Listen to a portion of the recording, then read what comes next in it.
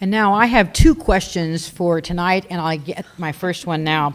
And this is an intersection between both online questions that many of you ask and the co-sponsors. The co-sponsors were concerned that there isn't enough compromise in terms of the city council and things get stuck for weeks or months or years. So the question, and again, we'll go the reverse order again, what do you think the role of compromise should play in city council discussion?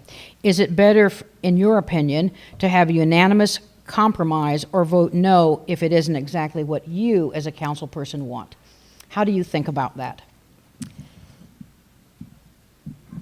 I think you have to compromise in some things, but if your principles are being compromised, it's not appropriate to compromise. I think having a voice that says no periodically when things that are being proposed are not for the best interest of the general population, that it's important to have that voice. I do think that working as a team is fundamental to being part of a council, though. So I think every effort would need to be made to not just say no, to say no. I agree with most of what Teresa said, maybe all of it.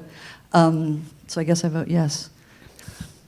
Having taught the Harvard negotiation project approach, I think that our city council could do a better job of working together to try and find the right solution. I think and I'm going to quote Megan Satterley here, I think, if I can come close, that the Brown Act is kind of an anti-collaborative thing. And yet I think there are ways that we can get the council to talk better early on about what the true interests are, and that will bring them closer to agreement, and then we'll have less of the question of whether or not to vote no.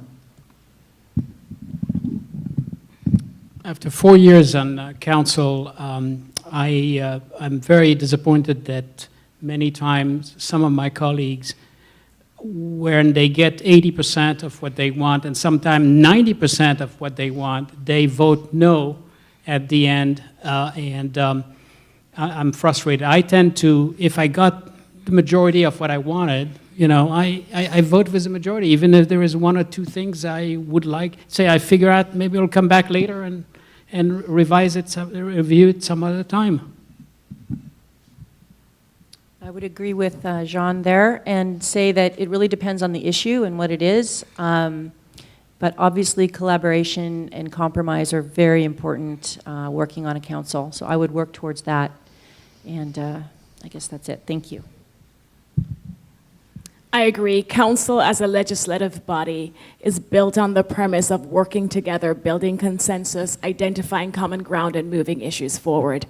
And although you really only need 3 of the 5 council members to move an issue forward, you have 5 members on council. And you need to listen and respect each other.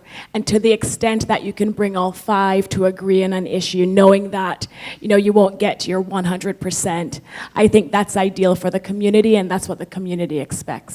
But similar to what Teresa said, you have your principles, you don't compromise your principles, but you do what's in the best interest of the entire community.